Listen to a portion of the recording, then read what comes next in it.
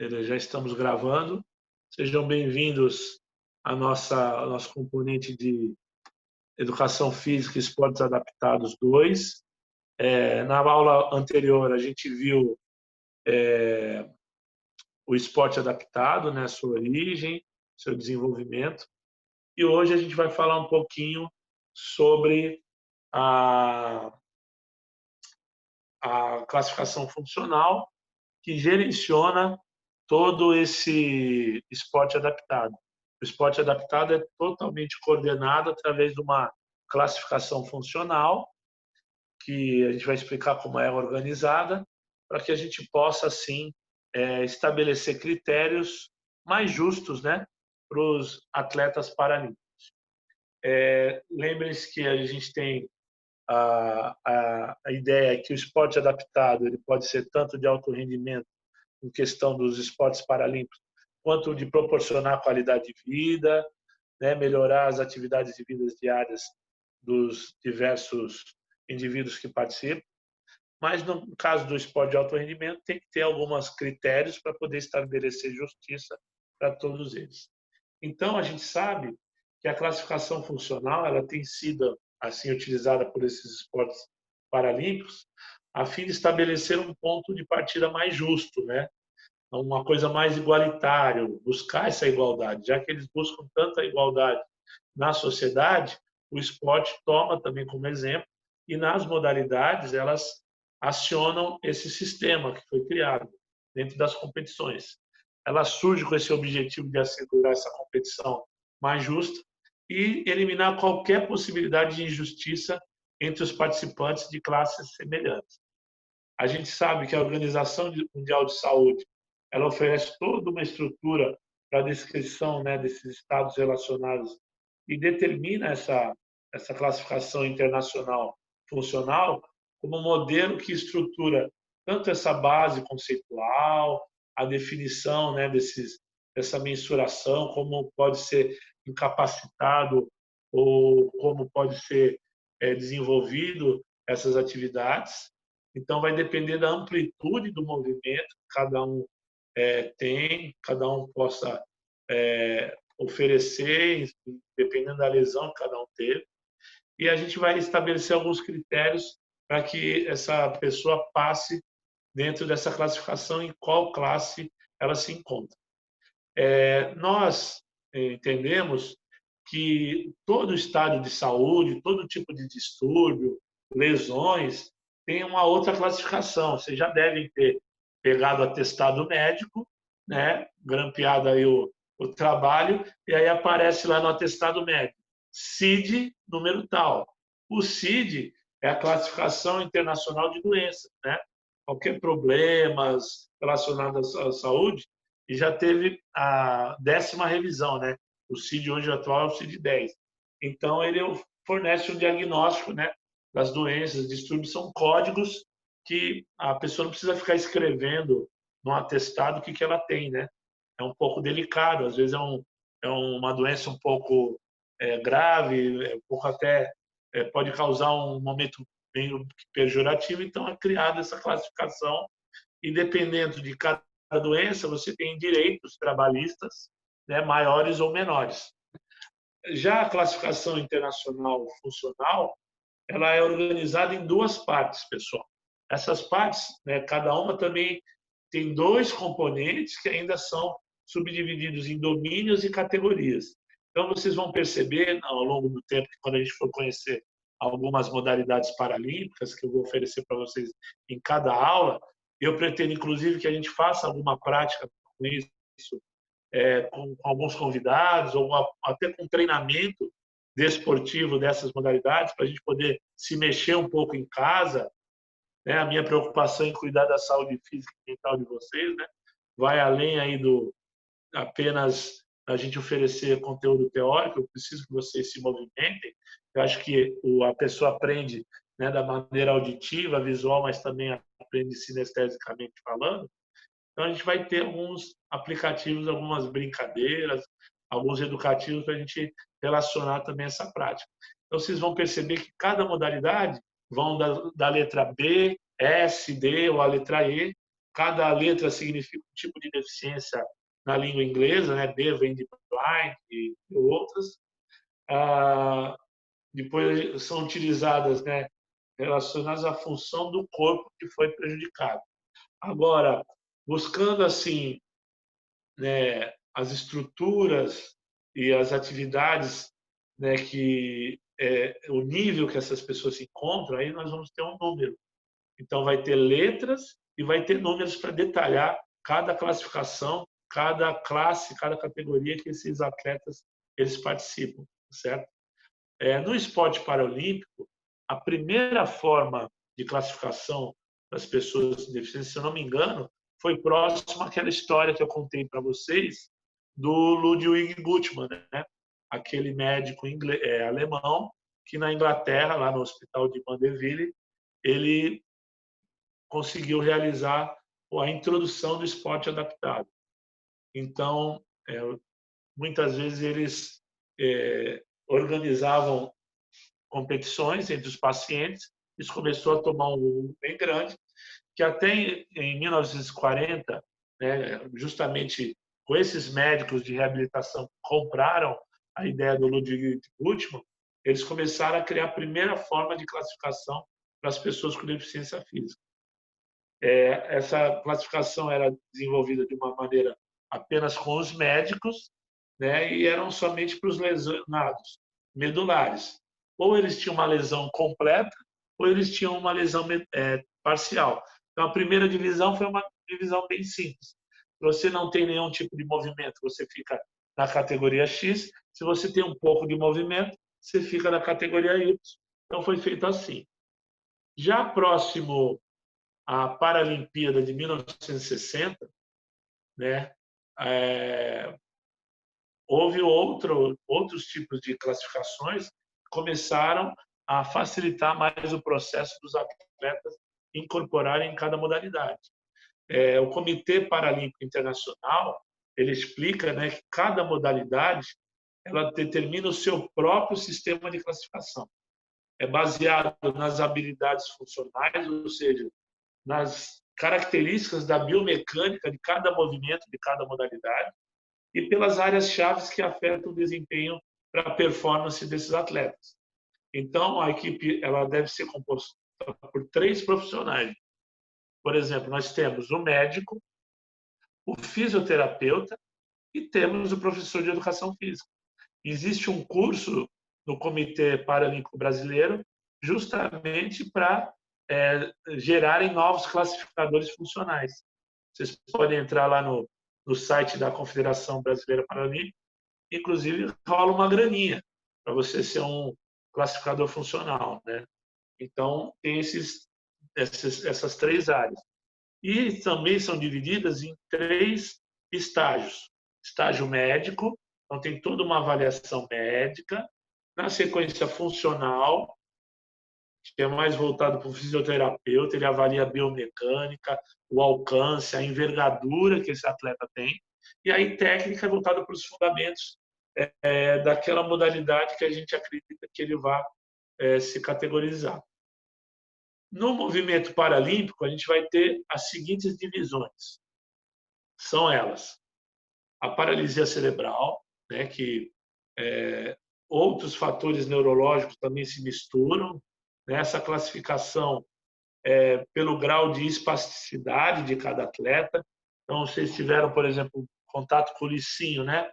Então, vocês viram a contração muscular que ele tinha, né? Então, a espasticidade que ele tinha. Então, ali ele recebia uma classificação. Essa classificação vai desde a 1 até a 8. A sigla é CP1 ou CP2 até o 8. E cada comprometimento, você tendo um comprometimento maior, você participa das classes com número mais baixo. Se o teu comprometimento menor, aí são os números aí mais altos. Na paralisia cerebral, a gente tem um público que participa tanto do futebol de 7, alguns atletas de atletismo, e temos também a bocha, que é o esporte meio que quase que específico para eles. Tem alguns que não têm nem movimentos com nenhum membro, nem inferior nem superior, que jogam com a cabeça a bola, ou com uma canaleta que fica próximo à boca, eles empurram. A gente vai ver ao decorrer do semestre. Nós temos também a classe dos amputados, né, os amputados que perderam algum tipo de membro superior ou inferior, diversos graus, diversas alturas, né, tanto do membro inferior quanto superior, a gente tem várias categorias, e aí é determinada pelo Sistema Internacional de Esportes para Pessoas com Deficiência em 9 classes funcionais. Então, dependendo da altura da amputação, a gente tem uma classe, se ele tem mais ou menos comprometimento. A gente sabe que hoje as próteses, né, elas facilitam também esse processo de inclusão desses atletas amputados. Na deficiência visual, a gente vai ser coordenada pela Associação Internacional de Esportes para Pessoas com Deficiência Visual, e vale a pena a gente lembrar o sistema de classes, né? Lembra que a gente falou na deficiência visual, quando eu expliquei a deficiência visual, B1, B2 e B3? O B1 é aquele cego quase que total ou total, que no máximo ele vai enxergar um palmo de distância, alguma luminosidade, não consegue enxergar nada nítido. O B2 ele tem uma deficiência intermediária, é uma deficiência que ele consegue alcançar qualquer objeto que ele vê apenas se ele tiver, por exemplo, a 2 metros de distância, e quem tem uma visão normal consegue enxergar o mesmo objeto a 60 metros de distância. Então, é 2 para 60. Na questão do... E a visão periférica, que também influencia, ela também só tem 5% de visão, esse cara que é o B2. Agora, o B3 é um cara mais tranquilo. Ele consegue já enxergar um pouquinho mais. O mesmo objeto que eu vejo a 60 metros, ele consegue enxergar já a uns 6 metros de distância, então é um 10%. Só que na visão periférica ele consegue abordar até 35 graus, ok? Muito bem. Além dos amputados, paralisia cerebral, deficientes visuais, nós temos também as classes de lesões medulares. E, na verdade, não é só para pessoas com lesões medulares, é mais para pessoas que utilizam cadeiras de roda como geral, como o pessoal da poliomielite também participa dessas categorias. Então, são atletas que usam cadeiras de rodas. Esses atletas estão em praticamente aí 8 classes, tá certo? E nessas 8 classes, eles são divididos aí, pelo menos, né, 10% de comprometimento na função vão poder participar dessas classes aí que eu defini como lesões medulares. A última classificação que foi incorporada nas Paralimpíadas foi a dos pessoas com deficiência intelectual. As pessoas com deficiência intelectual, elas adentraram assim, depois de umas 3 ou 4 Paralimpíadas, e é também organizada pela Associação Internacional das Pessoas com Deficiência, mas entra outra associação, não sei se vocês já viram por aí, a Special Olympics. Eles realizam diversos jogos durante o ano em vários lugares do mundo, e eles também coordenam somente esportes para pessoas com deficiência intelectual. Então, nós vamos ter classes aí só de pessoas com síndrome de Down, outros com um nível intermitente, outro com nível limitado, outro extenso, outro generalizado, aqueles níveis que a gente estudou lá no começo do ano. E a última categoria, ela é denominada Les Alters. Foi criada na França, por isso é um idioma francês.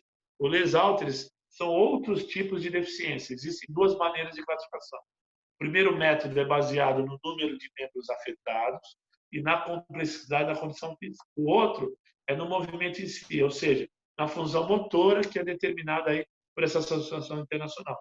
Então, às vezes, é alguma síndrome mais rara, uma síndrome congênita, ou nasceu, né, de uma maneira com perda de algum membro já. Então, são síndromes um pouquinho mais raras que participam dessa categoria.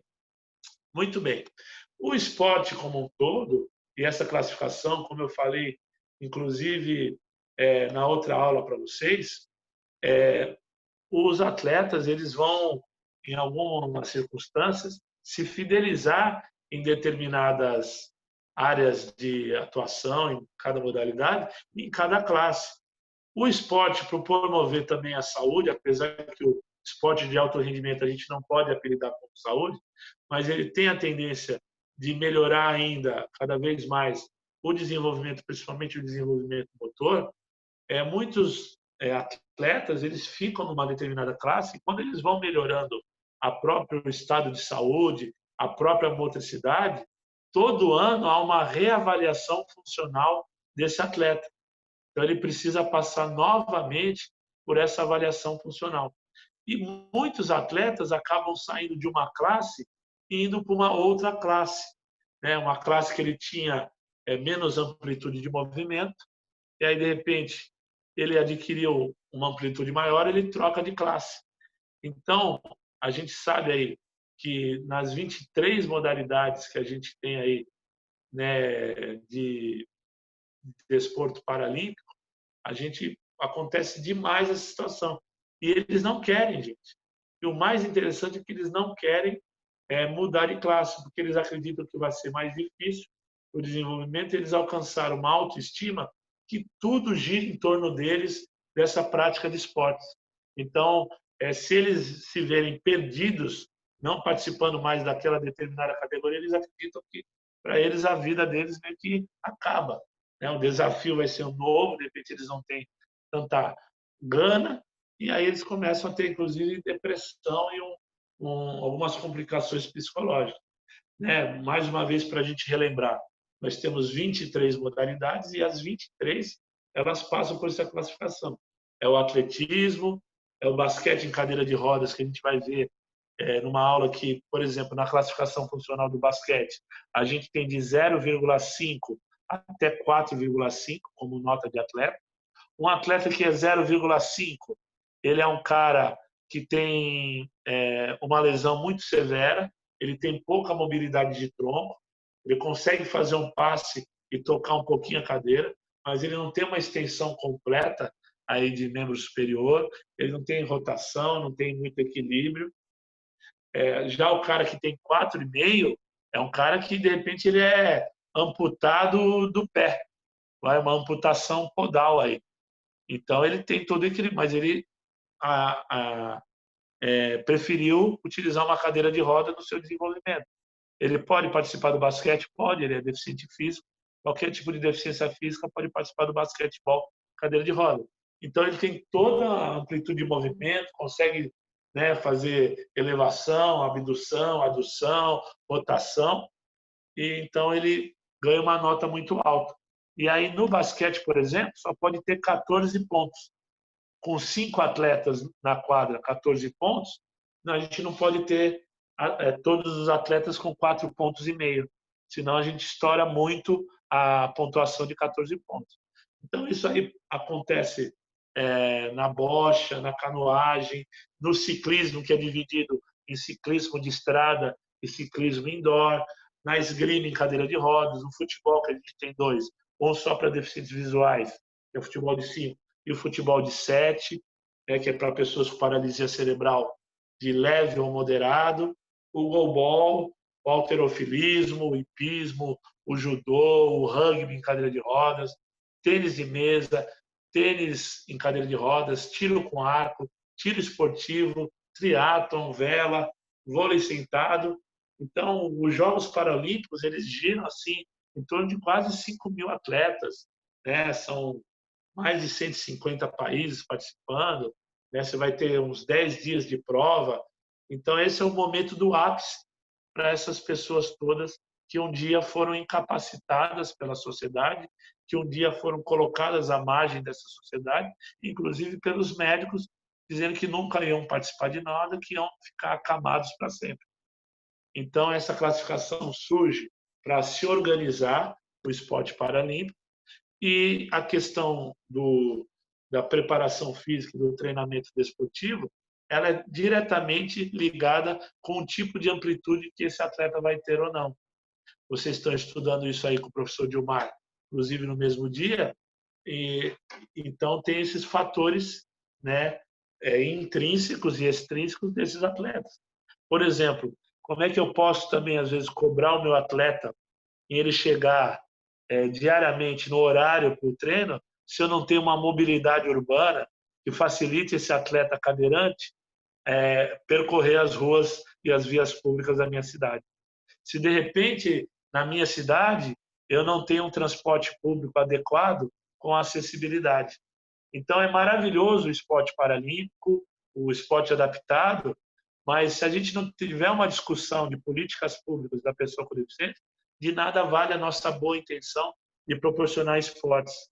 Eu acho que o problema está nessa sociedade, nesse governo, nessa iniciativa governamental que pouco faz para a acessibilidade.